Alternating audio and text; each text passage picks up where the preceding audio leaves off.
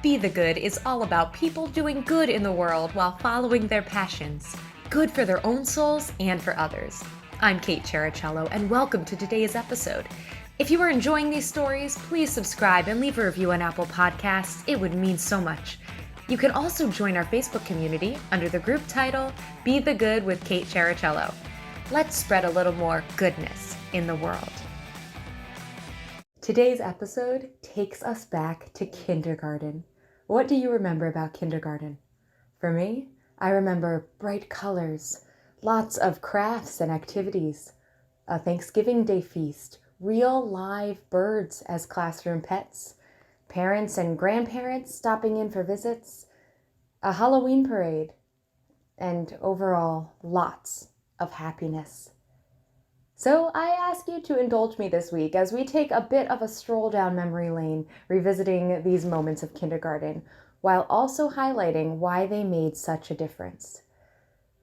Joy Maczko is retired now, a happy grandmother sitting out on her sunlit porch with birds chirping in the background, but for 32 years she taught at Bloomsbury Elementary School, my elementary school, in tiny Bloomsbury, New Jersey. So tiny that the big class of 20 I had in kindergarten was only 9 students by the time we graduated 8th grade. I can name everyone in height or birthday order still to this day. But it made for a unique family-like atmosphere that brought so many wonderful memories and neat experiences. Mrs. Maczko wears her emotion on her sleeve, and her love of supporting and caring for students is palpable. Making a difference in people's lives can be in sweeping grand ways or in the everyday, and Mrs. Maczko spent her career doing just that, going the extra mile each and every day for her students and even the parents, shaping so many young lives.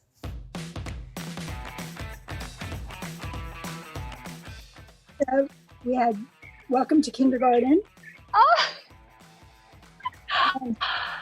Used to be in the kindergarten out front. I would always put the Baby Bop and Bebop or whatever, Barney. Am I close enough that you can see? You could even bring it a little closer, I think. Caroline? Yeah. So I have lots of pictures. I went through all my stuff and I thought, well, there's some of the moments I remember. Welcome back to Be the Good. And I am beyond thrilled because we have a really extra special guest today. Now, every episode is my favorite in various ways, but this guest is extra special to me because she is actually my kindergarten teacher and one of the few people in this world that I just will have never been able to stop calling by a Mrs. or Mr. So this is Mrs. Maczko, also known as Joy Maczko, also known as Mom and Grandma and so many different wonderful names as well.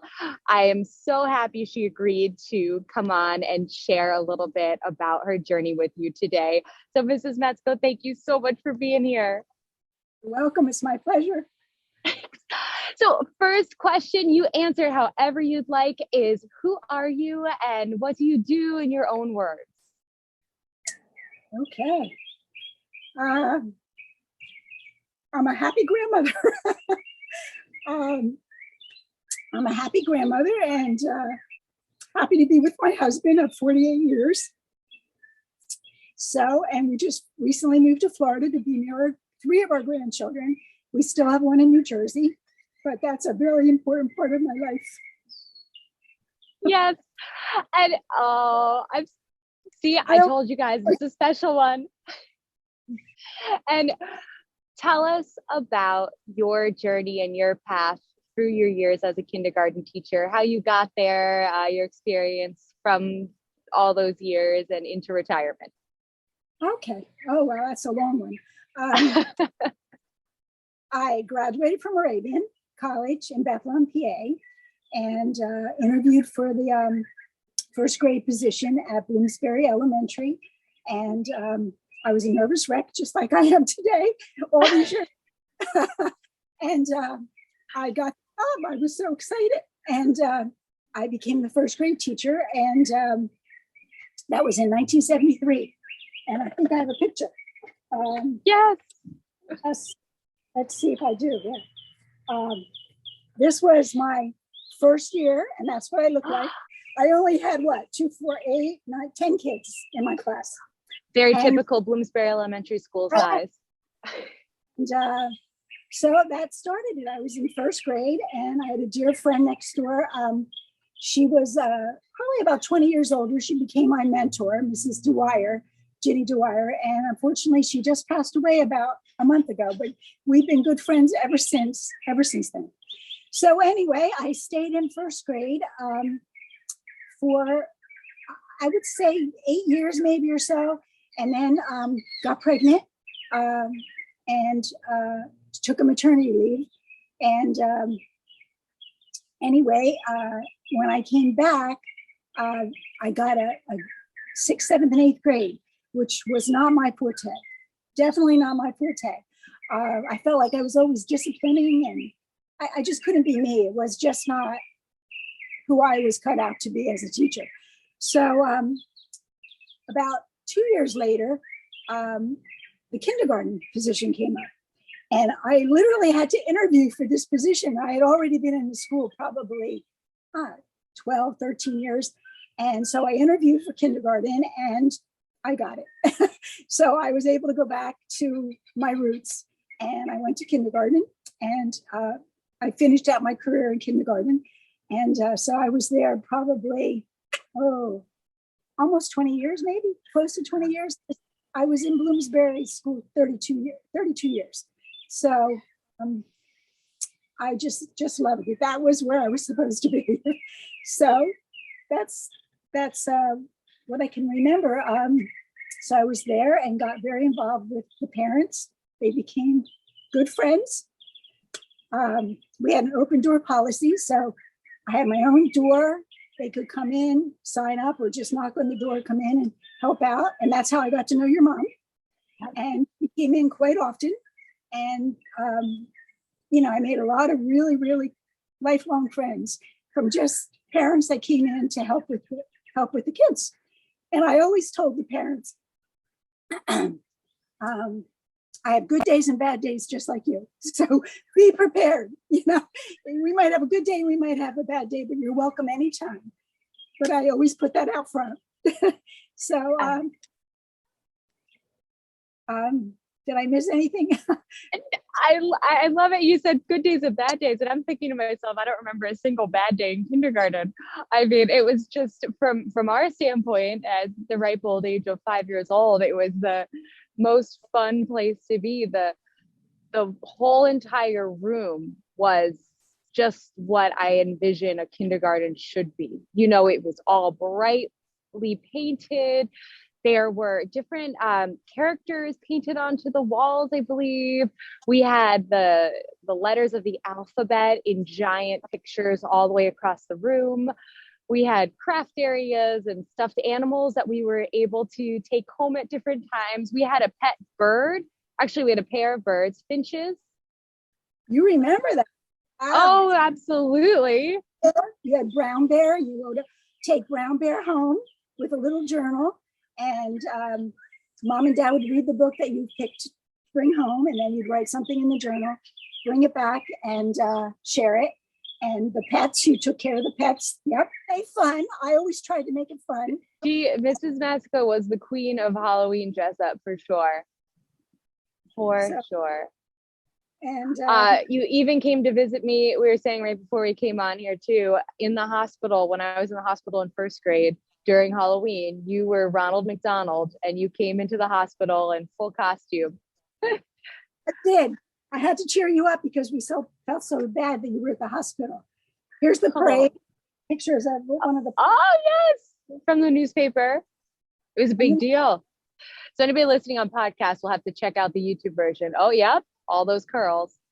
Yeah. Look how big our class was. I think we had maybe 20 people. And then by the time I graduated 8th grade, we were down to 9. That right? Oh, God. Mm-hmm. Keep in Yeah. touch. But you'd be amazed with how many of us are still in touch too. For Jackie. Yep. It was Jackie's birthday. So we just had a back and forth. And Caroline, I'm in touch with very often. I saw Matt Sheehan a couple months ago. So yeah.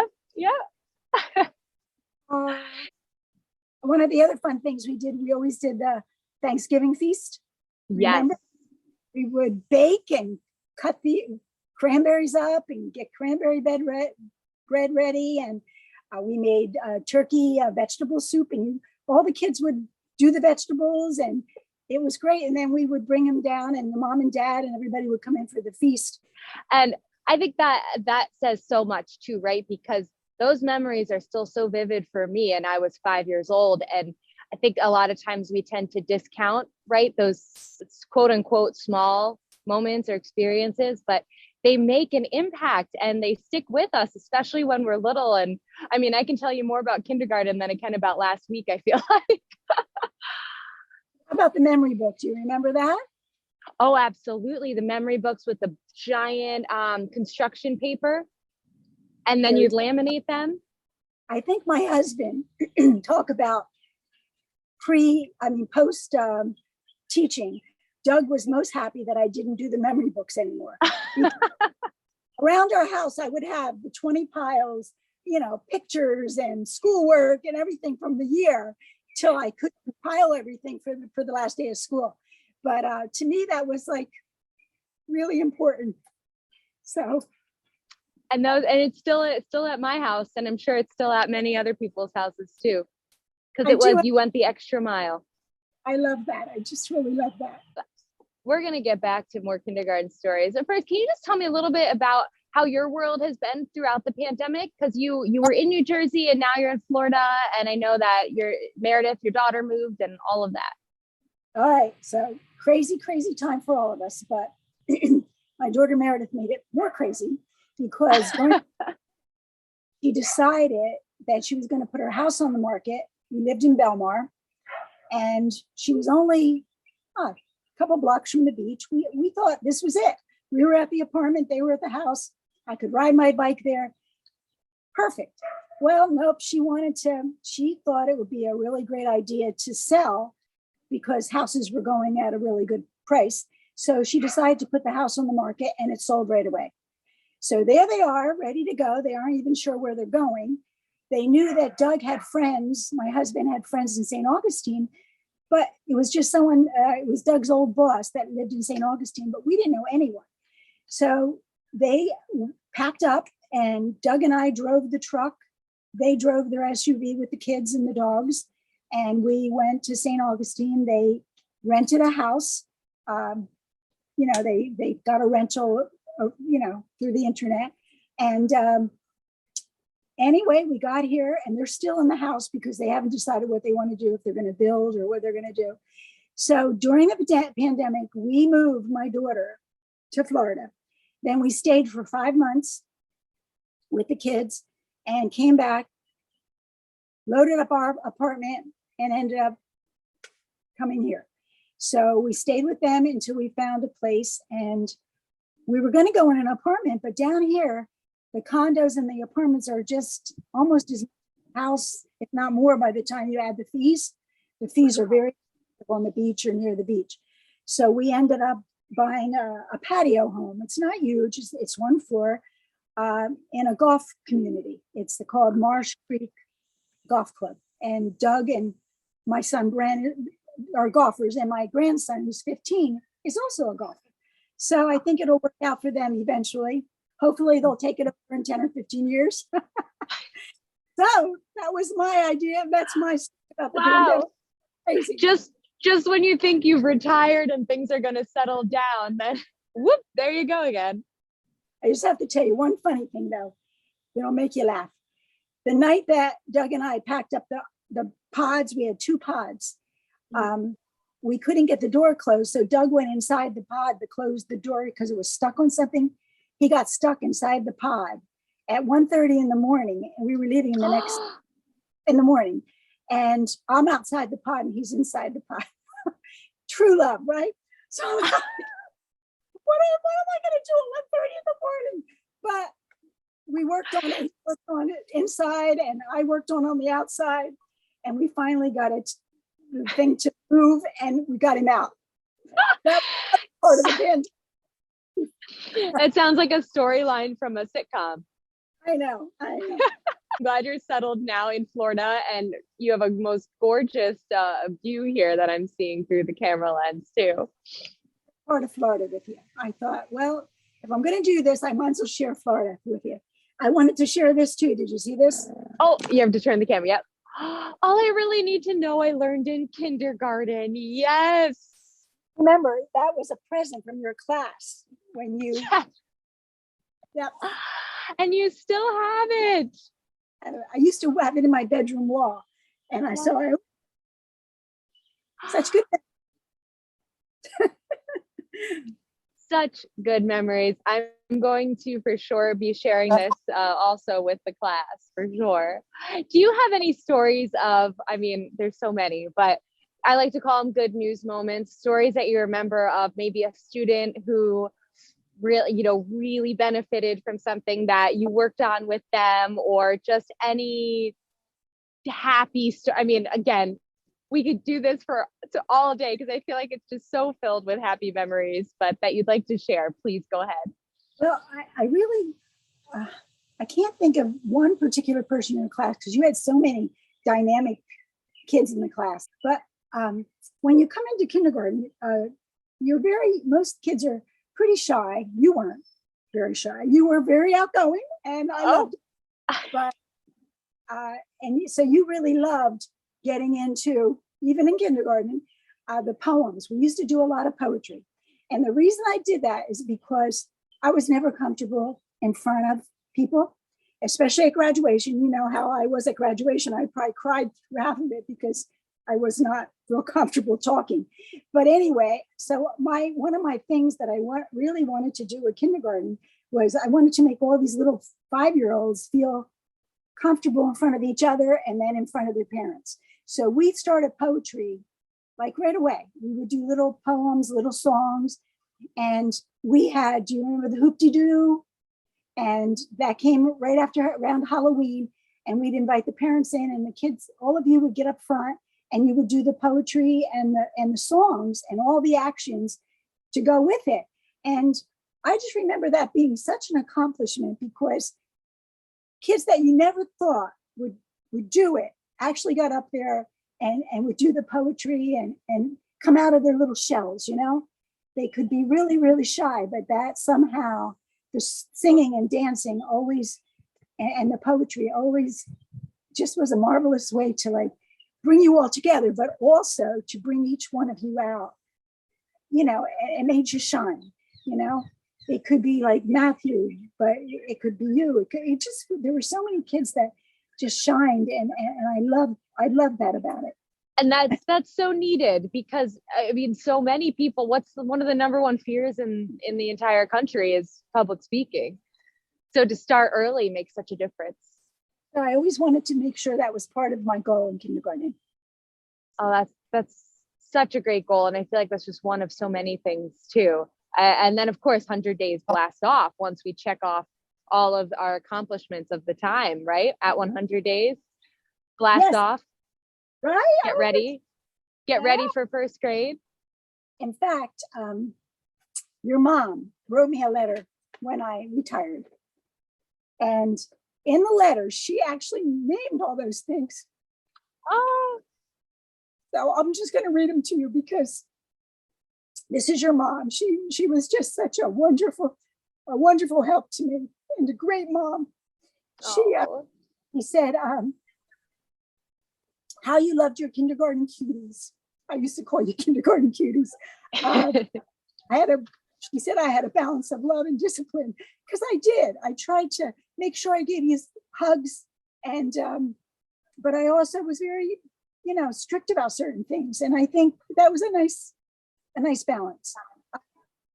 Beginning of school with Barney and Baby Bob, circle time, brown bear, and journals. She liked the way I dressed. Halloween, we did a tea for the grandparents. Thanksgiving feast. Letters to Santa. Do you remember that? Writing them with the 8th graders? Yes. They help you write the letters, and then they would walk you to the post office in Bloomsbury and mail the letters to Santa. So that was a special thing. 100-day celebration, the Tootie Ta, show and tell, I remember one that you'll definitely remember. You remember when your grandparents, your mom's mom and dad came at Easter, and they came in the classroom and helped you make an Easter basket. And I do remember that. The cotton balls and all the glue. But I remember them coming and being a part of that, And of course, there was blast off. And you guys earned it. You loved the blast off. We did dances with that too. Well, all those extra connections too outside the classroom were such big things in the long run. Like you mentioned, the 8th grade connection. I mean, I remember just thinking those 8th graders, they were the big kids. This was a big deal if we were in their presence doing something. And, a lot of schools, I don't think they get the opportunity to do that much outside of the classroom. And so that 8th grade connection, bringing in grandparents, bringing in people of a different generation, you always let them talk and share. And that was always such a big deal. So many of those things, little things, big things, and everything in between that really make an impact. For sure. Books. Lots of books. Yeah, like you were just saying, people from the community would come in and read stories to the class. Yes. Your mom and dad, it could be your grandparents, it could just be a neighbor. And, they would come in and share with the class and read a story and talk to the kids about it. And that was always nice. And we did a lot with books. If you remember Robert Munch and Love You Forever, I'll Love You For. There was some really good books that we did in kindergarten that I think, The Gingerbread Man and Hungry Caterpillar, there were so many neat things with, it wasn't just learning the letters and the sounds, but it was reading the books and learning about authors and sharing and singing and dancing. A lot of fun. Absolutely. Yeah. It's a lot of years there. Hey, this is Mackzo. I have one more question for you. Do you have any quotes or sayings that you used to or still do find yourself saying very often to students or loved ones or yourself? I thought about that, and I thought about kindergarten and my time in kindergarten and all the good things. And this is the quote that I remembered. Life isn't measured by the number of breaths we take, but by the moments that take your breath away. And I think it's just really important because I had a lot of moments that took my breath away when I taught kindergarten. And now I have my children and my grandchildren, and those are the moments. I'm not sure if you could hear it because I was like being emotional, but I think it's a really good one. It is. And I also love how whenever you've shown something to the you've done your kindergarten flip and tell, you can tell it's in your muscle memory. Here's the book, here's the picture. Thank you so much. So much for doing this today and sharing all of this love. I just want to show you 2 more things real quick. Yes, please. My retirement. Oh, yes. Okay. That's when I sang for you at your retirement. Yes. You're putting all this focus on me here. It's supposed to be about you. And through the years, you would send me little cards. This is one of your cards. You I think still have that. Yes, I do. And you wrote in it, see? So that's another thing I'd love to emphasize too, is that idea of you just never know when someone's going to keep something or it's going to make an impact. I mean, my grandpa used to always save the cards that he would get. But more than that, I remember my uncles would end up going back to the high school that they played football at and seeing people that they went to school with then all those years later. And the people they went to school with all those years later would say, your dad sent me a card in, 1980 something. And I still have it because it meant so much that he took the time to write and comment on, the good things I've done in school or in sports.